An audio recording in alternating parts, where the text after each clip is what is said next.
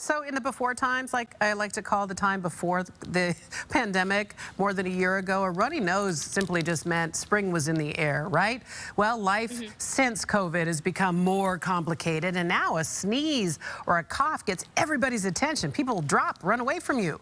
A lot of folks are still waiting to be vaccinated and are on edge daily. How can you know if it's the pollen in the air or something more sinister? Here to help us figure out all of this is Dr. Purvi Parikh, an allergist and, by the way, immunologist who knows all about this. I have a sense that your phone has been ringing pretty constantly since the pandemic came out.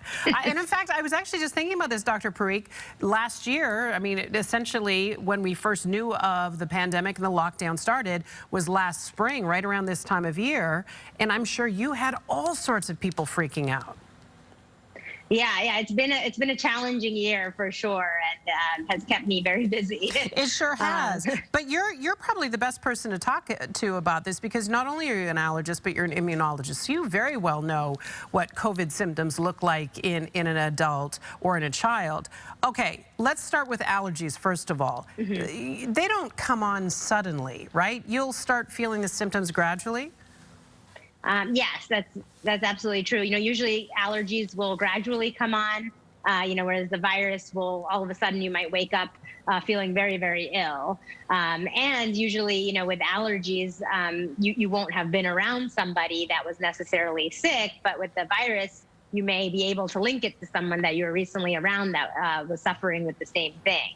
And another sign of allergies, I know that for me and for many people, you get the itchy throat, itchy ear, itchy nose, itchy eyes. The itchiness overall is just a sign of allergies, correct? Yes, the itchiness is a good way to know that it's more likely to be an allergy. So absolutely, itching in all of those places that you mentioned: eyes, nose, throat, ears, tickle in your throat.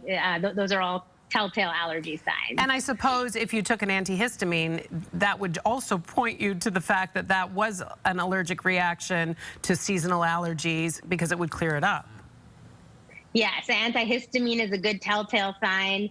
But again, a lot of times even antihistamines can work for colds and other viruses too. Yeah. So you have to be careful, and kind of see what the other differentiating factors are. Temperature is one of them. Typically you don't get a high fever with allergies, but with COVID-19 or any virus, you could have like 100.4 or higher.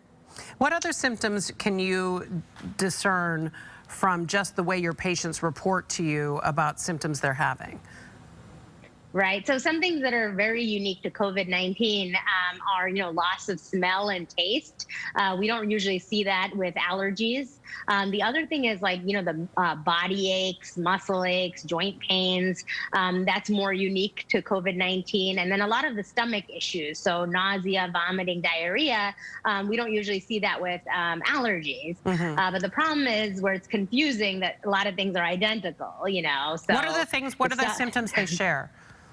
Yeah, so the stuffy nose or congestion, sneezing, as you had mentioned, the sore throat can be in both, a dry cough or wheezing, shortness of breath can be in both as well. So if you're not sure, it's still safer to make sure you're tested, to make sure you don't have COVID-19, especially if you haven't been vaccinated. Do seasonal allergies change over time? Can somebody get them later in life? Yeah, the seasonal ones definitely can, because they're all your environmental triggers, like pollen, dust mites, mold. So definitely. And sometimes they happen after living in a particular city for a few years. So they can come on at any age. Well, that's why it can be a particular concern to people who say, look, I never had allergies before. I don't think it's allergies. It must be COVID. That may not be the case.